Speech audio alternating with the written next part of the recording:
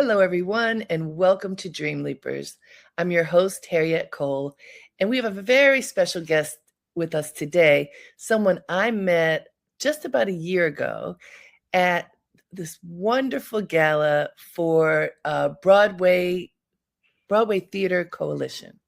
And that is an organization that has focused its efforts on bringing more people of color into the Broadway community, not just on stage, but behind the scenes in lots of different ways. This event was held at the Rainbow Room, and lots of people who are stars in the world of theater, in particular Black theater, or Black people in theater, and just a lot of folks gathered to celebrate. And then I went back a couple weeks ago, and this same young man was there, and this time he performed. He blew me away the first time, even more this time. Let me tell you who he is. So today, we are stepping into the world of theater. We have with us someone who describes Broadway as the Olympics of theater, and he holds it near to his heart. Britton Smith is a Broadway star, the leader of an electrifying funk liberation band, Britton and the Sting. And he's the co-founder of the Tony Award-winning Broadway Advocacy Coalition. The love he has for his artistry and the industry led him to ask a lot of questions about the role he plays and the power he has. So since 2016, Britton Smith has been making great strides with BAC's efforts to reframe, counter, and replace dominant narratives that uphold and contribute to systemic racism. He even collaborated with Columbia Law School to develop the unique course Theater of Change, which helps law students, artists, and rising advocates challenge racist systems through storytelling and performing arts. Britton Smith is a fierce spokesperson for freedom, authenticity, and inclusion. Even through music and performances with his band, he tells the same story. His concerts are spiritual experiences where he hopes to minister to and unite the people in attendance. His work is unique and so incredibly powerful. Let's give a warm welcome to Britton Smith. Hey, hey. What a beautiful introduction, Harriet. Thank you. Thank you. Well, I was so excited to meet you. I said, who is this fierce person strutting around here? I'm so glad we met. And I felt the same way. I was like, who is this woman? Who is this force? Capital W. Man, yeah. Well, and you were, last year when we met, you were about to host, was it Water Day? What was that? And tell me what that was, because that was really special. I did not get a chance to attend, but it was a very special event. Tell me about that. Yeah, every year I host a free concert that centers the relationship between the human connection to the water out of our body and the water in our body. In 2024, I was commissioned by this theater called Little Island. It's this theater on the water on 14th Street in the Hudson. It sits on the Hudson. And they asked me, Britton, like, what do you want to write about? You can write whatever you want to write, but it has to be all like original music.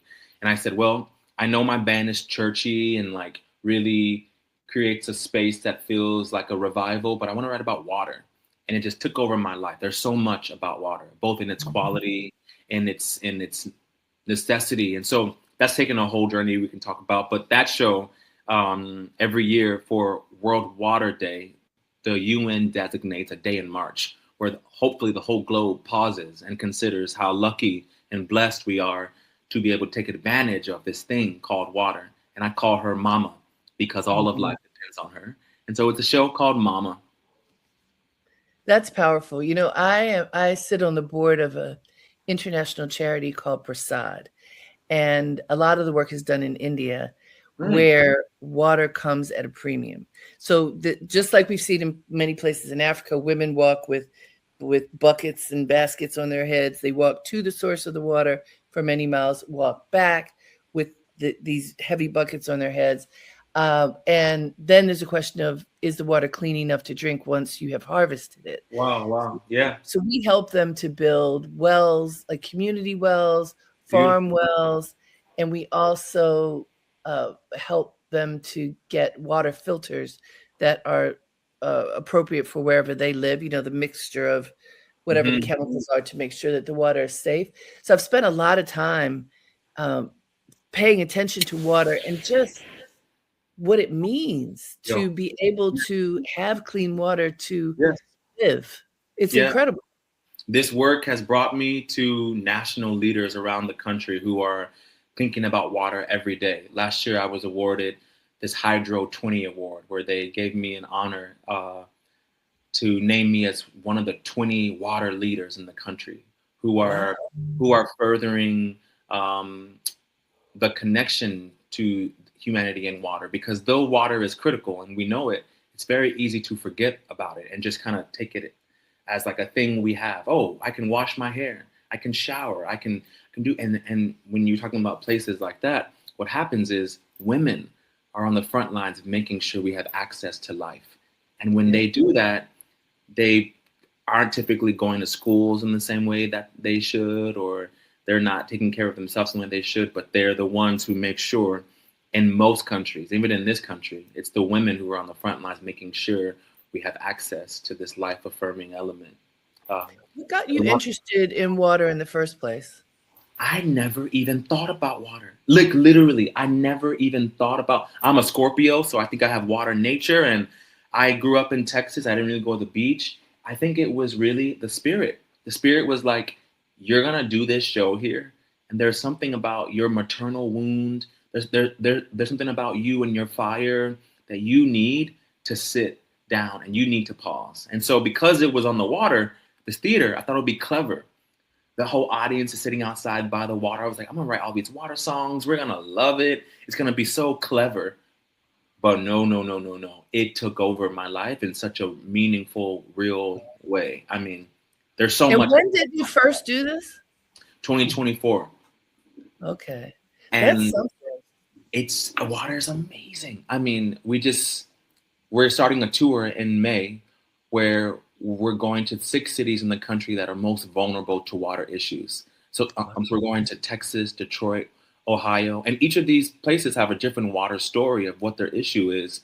But it's so amazing to see that God has given us such a thing that unites us beyond our difference, beyond our sexuality, our identities. We all need water the same. And I think that's on purpose. I think the universe knew to give us something that we needed to live, and then learn from it how to treat each other and ourselves. That's what I am learning about it every day. I'm like, oh, girl, you have so much to say, water. So much to say. Yes, sure. There was and I'm not going to know the name of him, but I can tell you the story. So my husband is absolutely fascinated by water, and we have every kind of water device for cleaning water in my house. He's got this thing that makes like a tornado, and all kinds of things to clean water. Wow. In his pursuit of learning about water, he learned about a Japanese scientist. Yes. Do you know this? Yes. I sing it in my show every time we do a show. I mention what this. do you sing? Tell it. What? It's a song called "Over There," and it's one of the most beautiful moments in our show where everyone's just come from like this sweaty, wild experience, and we use this slow song to help us breathe and remember that the water in our body holds memory, just like water holds memory. I tell them, I went on YouTube and this Japanese scientist told me something I'm about to tell you, and it's going to be so amazing. You can speak to water and say, I love you, I love you, I love you. You're beautiful, you're rich, you're going to be awesome, you're not ashy. And you can freeze it, and it crystallizes in a way that proves that water can hold memory and that it hears you. And then you can take another cup of water and say, you dirty old, slimy old, ashy ass, you ain't, oh, I'm sorry, my language, sorry. Oh, cut that out, sorry, radio. But like, if you talk negative talk to this water, it will crystallize in a way that is different than the water that had positive affirmation. So I make everyone in my show, 700 or 4,000, sing to the water in our bodies and remind ourselves to be kind to each other and kind to ourselves. Because if that water can hear, so can the 70% of water in our body. And we have to be careful with our self-talk. And I watch people really consider that scientific fact being so close to how they live. And there's nothing better than, I don't know, I feel like a facilitator to bring us back into remembering. Do you remember? Do you remember? Do you remember? this is really happening every day. And people It's go, so oh, powerful. woo! It's so powerful. And for anybody who doesn't know about this experiment, because you could do it yourself and just see, but this doctor literally took different glasses of water and talked to it. Talked to each one. Well, one he talked to in loving ways, one he talked to mean ways, Yes. one he completely ignored. And the one ignored was the murkiest. And yeah, so the one that was loved and you know offered salutations and grace to was pure and clean. The one that was yelled at was dark in the frozen water, and the one was ignored was the darkest. Oh, that is so powerful to me. We can talk Right? about that for another 20 minutes. That is so powerful.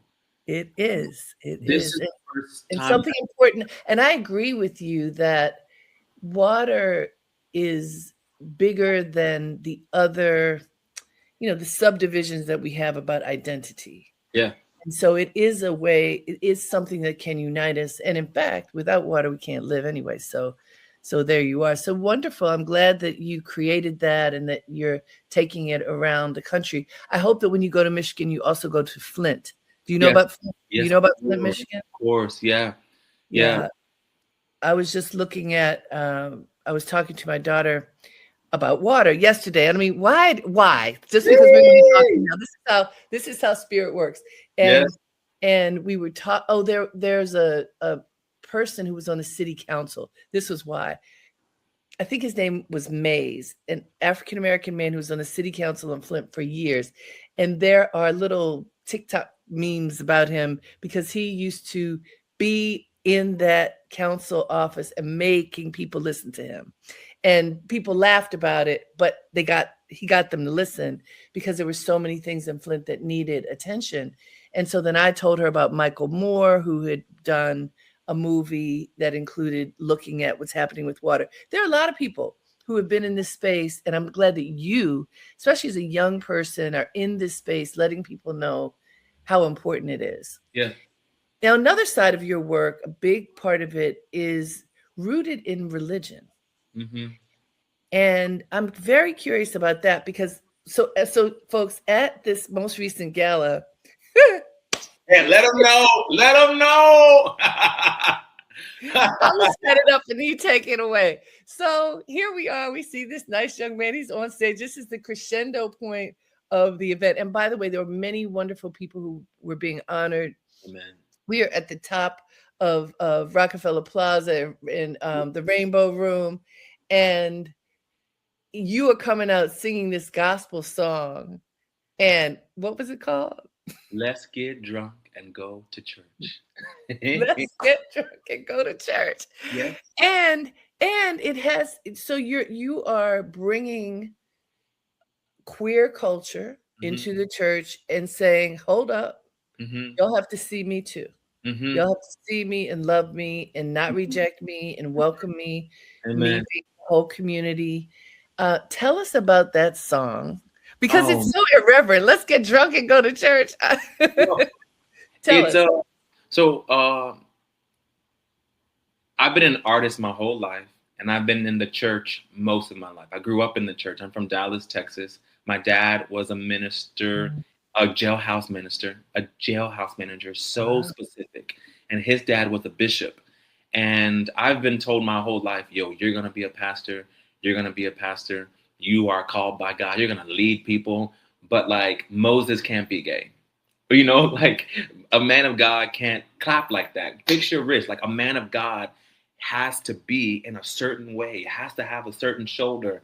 And I found myself really resisting this incredible force called God needing us to be the same when he made us uniquely designed in his image. And so I ended up getting kicked out of the church. I went to the Potter's house. I was very involved in the church, Kojic, then the Potter's house.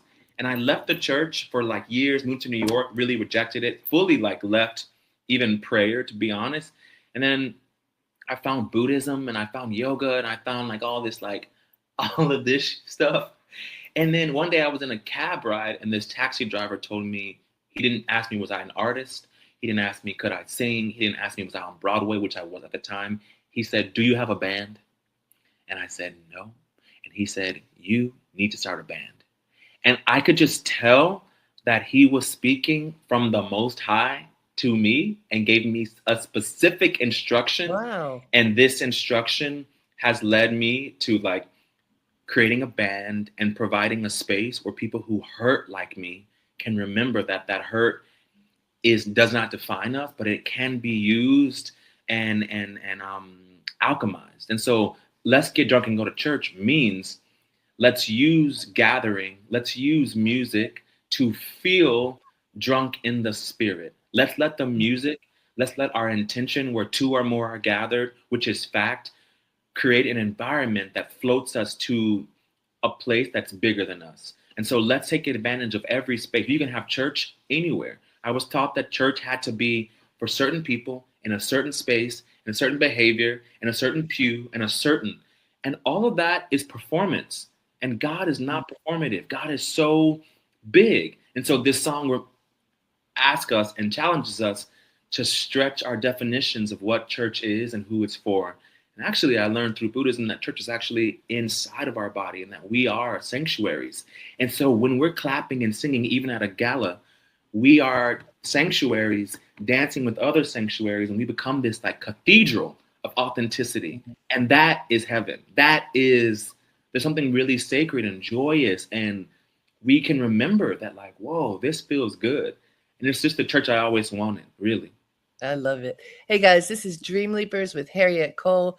At this moment, we are talking with a very inspiring young man. He is Britton Smith. He is a Broadway star. He is also the leader of the funk band Britton and the Sting. And we're just talking about his journey, and it's so inspiring. So I want you, because I know you can, sing us a little bit of that song. Oh, please. Lord. Come on. Share it. Come on. Sometimes I need reminder of my light, 'cause the loudest chorus says that I don't do it right. Close my eyes and imagine this. There's a place that accepts me just how I exist. In my skin and past my bones. Through my blood, I have found a map to go back home. I've discovered that my sanctuary lives inside, and it's big enough for all the pain I try to hide. So, oh, let's get drunk and go to church. Oh, let's get drunk and go to church. Hey, let the music set you free and dance till you get high. Hey, let's get drunk and go to church. Yeah. Thank you. Oh, man, thank you. I love to share. Wow, That was beautiful. And it was a surprise, and it was so beautiful with you and your band on stage. Just you definitely have stage presence, and you bring that sanctity to this space. Amen. And I think that everybody appreciated that.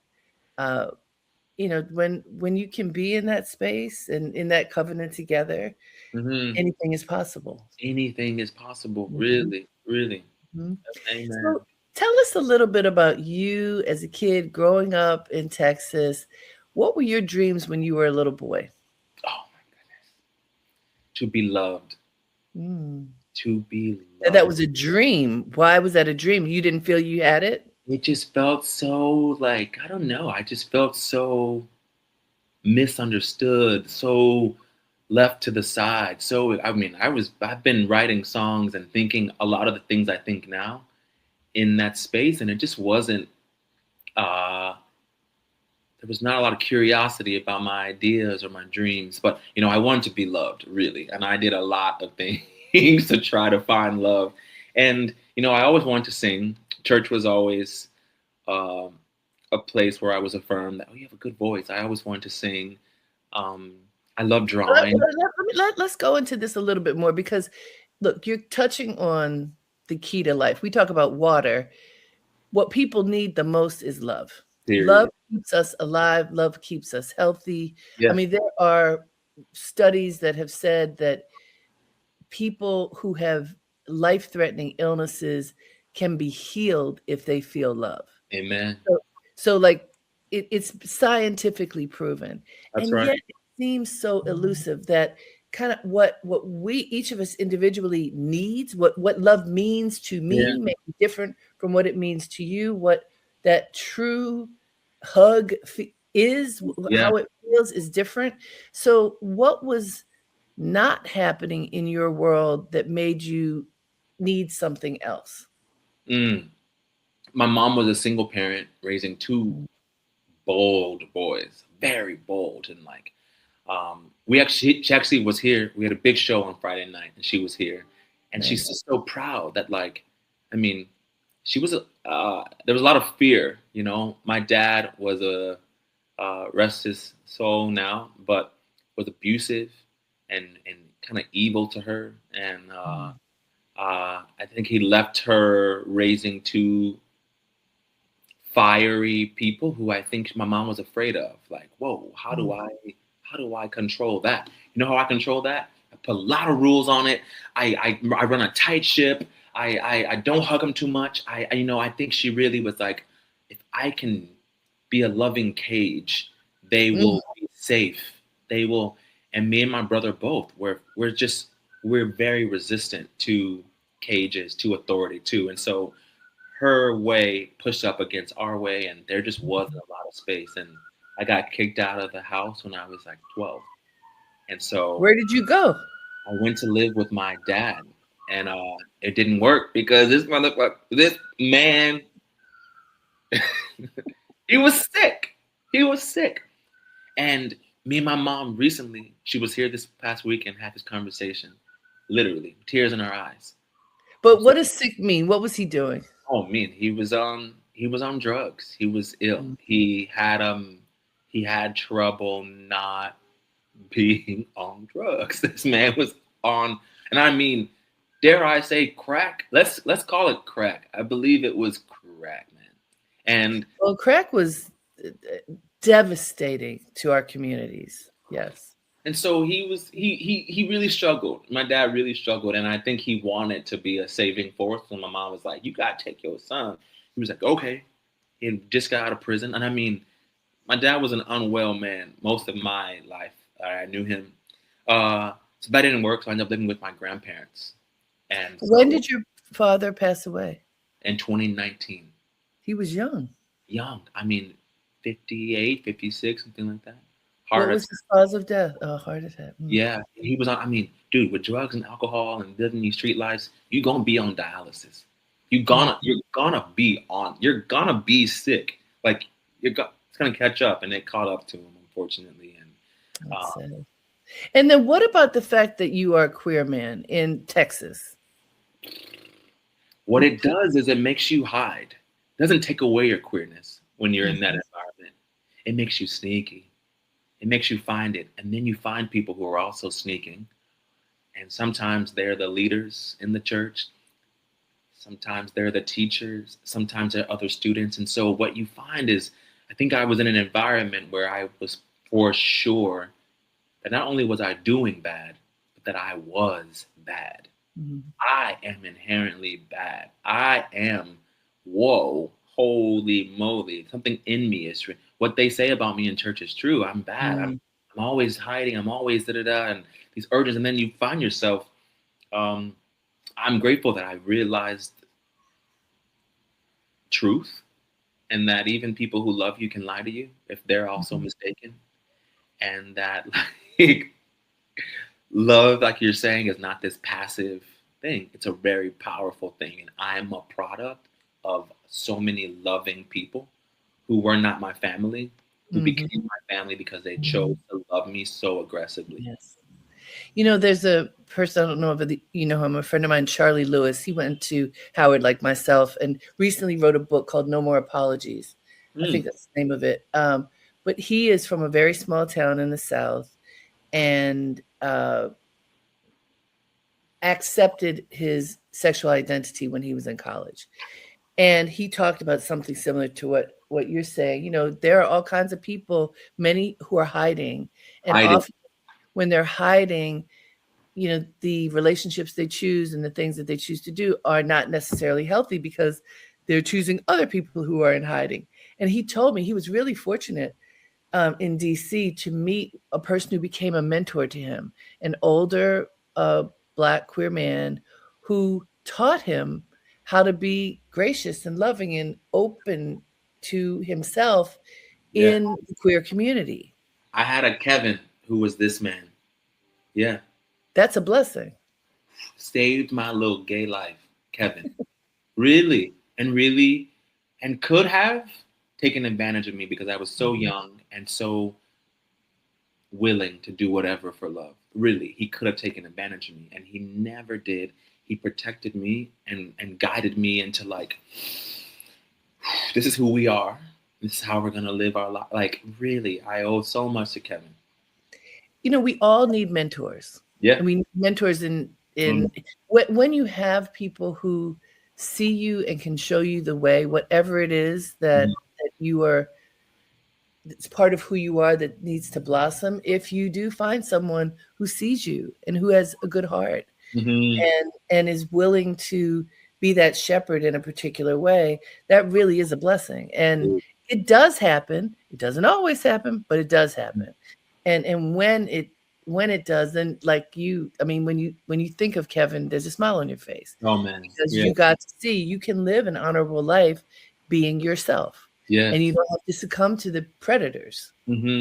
That's correct. That's correct. I rejoice for your friend too. I mean, I was telling my mom, we were having this conversation. I was like, Mom, there are boys who went through what I went through who are not winning Tony Awards, who are not writing songs, who are not holding space for gatherings, who are not able to be who your son is. And that is because of God and love and people loving me and me wanting to love that back. Like, I've gotten into this tornado of love. I've left this tornado of pain, and now I'm in this like love, love, love, love, and it's amazingly destructive.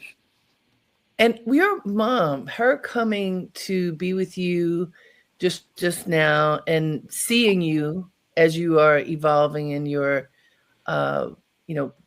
becoming the man who you are, what does she say? Oh my goodness. Oh my goodness. This is so funny. Because we were literally at a table the other night crying, literally Saturday, about the past. And I'm trying to figure out what do I want to say on this because this is the radio. She's so proud. She really is so proud. And she's so aware that that kid was doing bad things in relationship to like the Texas school system, but now is doing those same things and being celebrated and creating an environment where she feels a freedom she's never felt. She knows when she's around me and my friends in our show, she's like, all these people come here all the time. Are they always this nice? Are they always this loving? And it's old people and young people, Britt. And you wrote all these songs? You wrote all these songs. So she's just mind blown that like so many people, and I mean, I was tested. I went to 8 middle schools in 3 years. I was kicked out of so many schools. I mean, I think she's like, wow. Yeah, I was kicked out. Why? What were you doing? Oh, mouth. What do you mean? That's dumb. This is the dumb lesson. Why were you talking about this? Like, just ridiculous.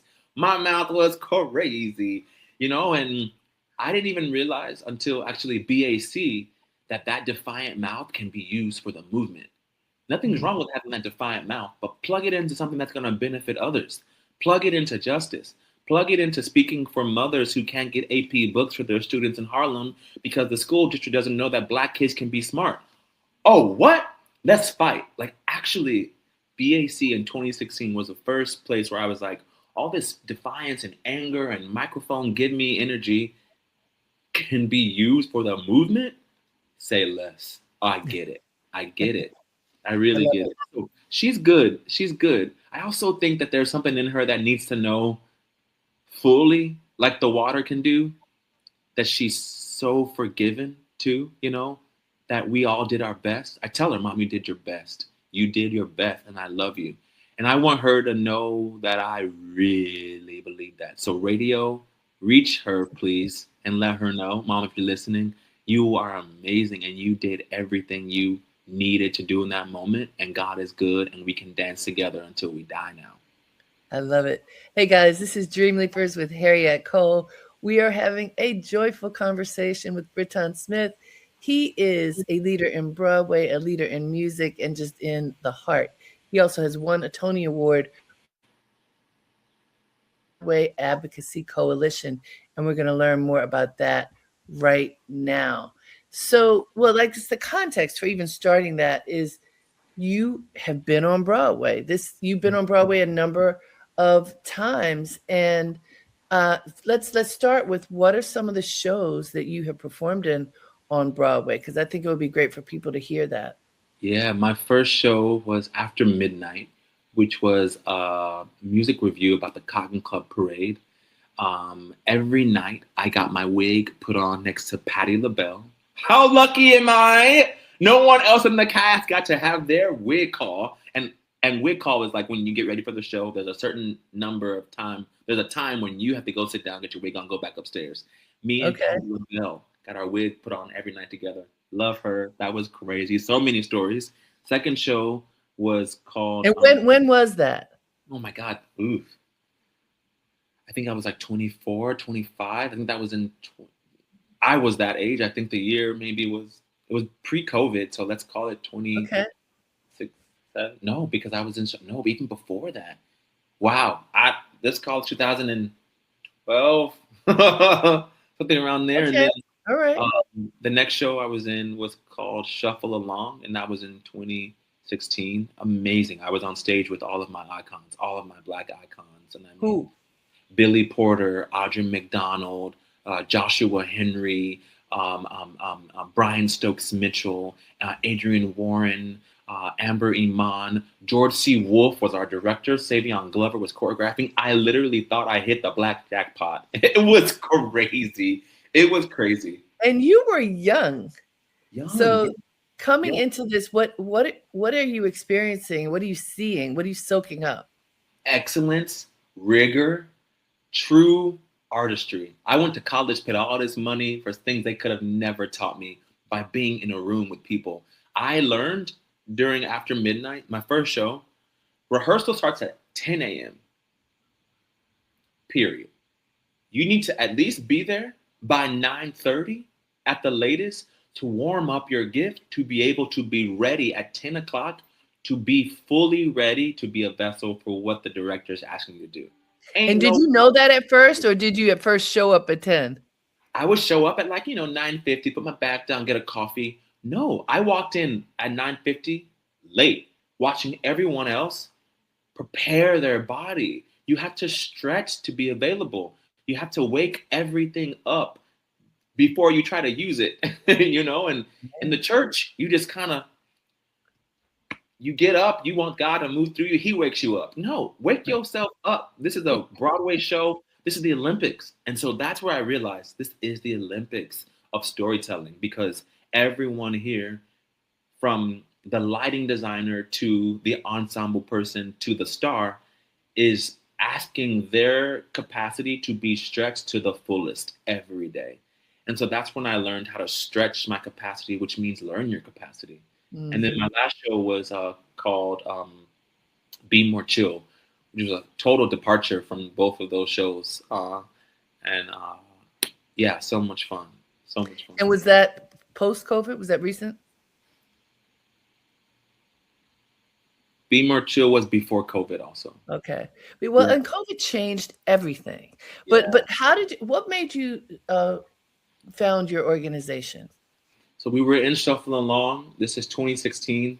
This is so sad. I can't even remember who the man was who was killed by the police. I believe it was Trayvon Martin in 2016. And you have to walk through Times Square to get to your theater. And Times Square felt like this. It was the first time my Black body was being met against the resistance, and the movement was outdoors. Literally, they were protesting in Times Square, and I was like moving through them to get to my theater where I was going to perform this Black excellent show, everybody Black on stage to a mostly white audience. And it just drowned me in reality and begged me to ask myself, who are you outside of your art? Who are you in participating politically? What is participating politically? I didn't even know. No one's ever asked me that before. And I was just very pulled by wanting to understand policy for the first time, because I'm very confused. I'm seeing something on the news that's blatantly unjust. How is that person not getting arrested? How does justice work? That was the first time I was really starting to think about, what am I looking at? While other people in my cast were also asking the same question. So we're backstage talking about not the show. We're going on stage now doing our gig, but backstage we're like, can you believe it? Da, da, da, da. Hurting, crying, angry, da, da, da, covering it up, going on stage. And so it pushed me to being a leader and really being like, if y'all all mad, what are we all mad about? Let me make some calls. What are we going to do about it? What are we going to do about it? And we're not going to sing about it. Oh, we're not going to raise money about it. We're going to actually put on a new armor and participate in a new way, which means we can't just do it with our same people. We need to be dancing with lawyers. We need to be fighting with people who have been previously incarcerated, because they know a different system than we do. We can't be at the same table trying to solve an issue we know nothing about, you know? And so I was able to come to a table with my art and look at this lawyer and those law students with their policy knowledge, and look at these other people who have lived experience. And then that created this methodology that you mentioned earlier. It's called the theater of change. And what it's asking us to do is, can we come to tables where our expertise can both be laid down as a tool and also taken off as like a badge of honor? No, I'm an artist, but don't worry about my credits. Let's talk about how the justice needs my work, you know, or yes, I've been incarcerated for 30 years, but you don't need to know what happened when I was 17. Let me tell you what I know about the system. Yes, I'm in law school, but I want to use my power for the, and so it created this environment of collaboration, which during 2020 prepared us to hold a lot of dialogue around discourse in the industry. When Black Lives Matter movement and George Floyd's murder paused the industry, BAC was already positioned at the table to say, hey, y'all, come sit here. Come sit here. We're not experts, nor do we need to be, but we know how to have a dinner party where things can happen, where ideas can be said, where pain can be laid down, and where other expertise is already at our table. And so 2020 was a huge growth opportunity for us. And we were able to have hard conversations with leaders in marketing, in casting. And it was amazing to see these white leaders never ask questions about what's under their carpet, never ask questions about what's under the rug. And I think all of my love training and pain from Texas positioned me and my team to like uncover the rug and be like, yeah, it's dirty under there, huh? I love you, but that's your dirt. That all belongs to you, brother. That all belongs to you, sister. And we're willing to show you how to clean it up, but you got to clean it up. And there was a level of openness to possibility, to cleaning it up, to earning the phrase Black Lives Matter instead of just putting it up. That like created a whole new thing. And I think that's why now there's a BTU. That's why there's a BTC. And I'm honored. And they're doing incredible work. And so your work, is it ongoing, or was it really the jumpstart at that time? It's ongoing, you know, it is. And what happened is, you know, we were never made to make Broadway better. And in 2020, we kind of shifted out of our mission because of that opportunity. And now we're back into the policy space. So a lot of our work is about policy change in education and in mass incarceration, in the like criminal legal system. And so we take Broadway resources, Broadway talent, Broadway Broadway artists, Broadway producers, and we asked them, can you come to Albany with us and talk to this legislator? Can you come to Harlem and meet these organizing parents who need stories to mobilize what's happening? Can you come work with this like defense attorney? You know that like $565,000 goes to one person in prison in New York. $565,000 per person, federal. What? And yeah, For what? to pay for their health, to pay for their housing, to pay for their life in prison. But that's amazing because there's not a soul who would tell you that they're well cared for. So all that money for poor care is shameful. $565,000. You know what that would do for my life? If you gave me right now outside, I'm in Brooklyn, $565,000. That Trader Joe's productions you would be able to put exactly. Tell me something. Is your interest in the criminal justice system sparked at all because of your father? I didn't think it was, but it is. Totally. I didn't even think it was. It took me years to even acknowledge that. I was around men who have been in prison, who were leaders, who were now lawyers themselves, who were just prominent, strong, human, loving, vulnerable, not afraid to cry in front of me, men for the first time really, Black men for the first time in my life. Oh, I've had so many white mentors. Oh my God. White men want to love me so hard. This was the first time Black men were like, hey, say, brother. Hey, say, young lion. Hey, say, come on. And BAC brought me that. And I realized, I was like, oh my God, there's something here in my dad for sure that it's also me loving him and learning some of his experiences we never talked about. So yes, absolutely, Harry. Yeah. I mean, we are the product of our experiences. All of us have challenging experiences, but just what you described about your dad, a lot of people, first of all, they say that trying crack once is enough for you to be addicted for life. I don't know. I never tried it, but I believe it because enough people have said that. Yeah. But there's the why, and part of the why, especially for Black men in our country and culture, is a level of pain that that cage that you talk about. It's not always even if the effort was for it to be a cage of protection like your mom did, the cages exist. Yeah. And how people deal with their circumstances varies. And I appreciate the fact that you have included the criminal justice system in your work, because a lot of people forget those people. Well, they're different from me, even when it's their family members. And you didn't do that. You have embraced those people who are in tremendous need. Well, I'll be honest. I did do that. I really did do that. I think it took me. You did what?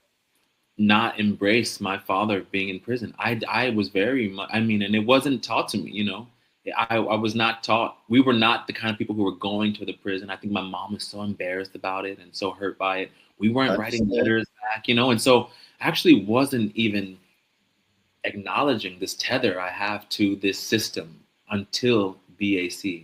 And what brought me to BAC was like, I want to do more. So even that willingness to do more actually brought me closer to my dad in ways that I wasn't even trying to be closer to my dad.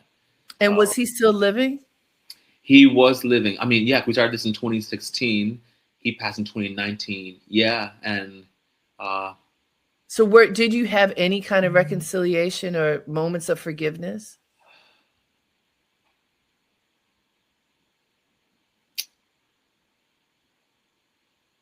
More so after his passing. Can I say in confidence? In confidence. Oh, me and my dad have danced together at the beach when he was dead. We have had many conversations. I put my fingers in soil and say, Father, I hear you. I love you. Help me. And I feel his presence. But living, I don't know that we had an earthly reconciliation, forgiveness moment. I get it. Hey guys, this is Dream Leapers with Harriette Cole. Believe it or not, we have 5 minutes left. It goes so fast. We're talking to Britton Smith. He's taking us on his journey of self-discovery, of love and light. He is the leader of a band called Britton and the Sting. He is a Broadway performer, a performer all the way around, a man of God, bringing his message in a very contemporary way. In these few minutes that we have left, I want to talk about that, about spirituality and young people, because we're all trying to find ourselves, whatever age you are. Yeah. But a lot of young people, I think it's classic, but it's like, okay, however I grew up, I don't know if I want to do that anymore. Whatever faith is, there's a lot of questions around faith and this this need for self-discovery. What can you say to folks, not so much, not in the sense of proselytizing at all, but just finding yourself, finding a connection to spirit that you think might be helpful for people who may be lost right now? I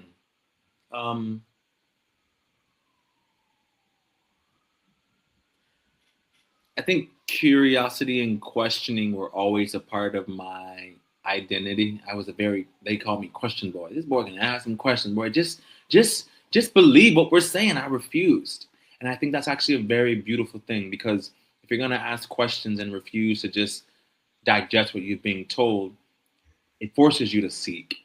And if you are seeking, you will find. And I think if you've left an environment, or if you've left the church, or if you've left a belief system and you continue seeking, you will find what you need to find. And I think what we get confused about is you're supposed to find what I found. You can't find what I found, because you didn't get lost how I got lost. We all got lost on our own way, hurt in our own way. Therefore, we all must seek and find in our own way. And what we find then becomes so precious, because it's what we found, not what someone told us, not what someone gave us. I feel like I found a relationship with the water. And so I'm so proud of it.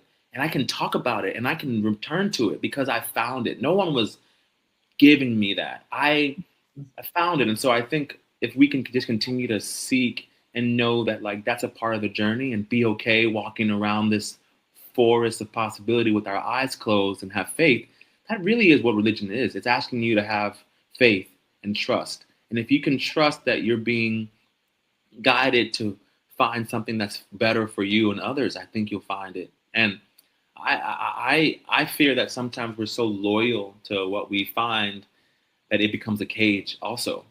And you're so loyal to that thing you found, and actually that don't even fit you no more. It's making you sick, but it was good for you 10 years ago. But now every time you're around it, you open it up and it smells bad and you don't really like it, but you're so loyal to it. So I would also say, stop being loyal to the things that you fought for. And you're not a loser or wrong for changing your mind. You're evolving and you're growing. And so don't be so loyal to the things that you were sure about. Remain water-like and question and seek and see, should I still stay close to this thing that made sense to me back then now? And for people, this is a reinforcing point, but for people who find themselves trusting the wrong person, how do you recommend that they recognize, ooh, made a mistake, got to pivot? Ooh.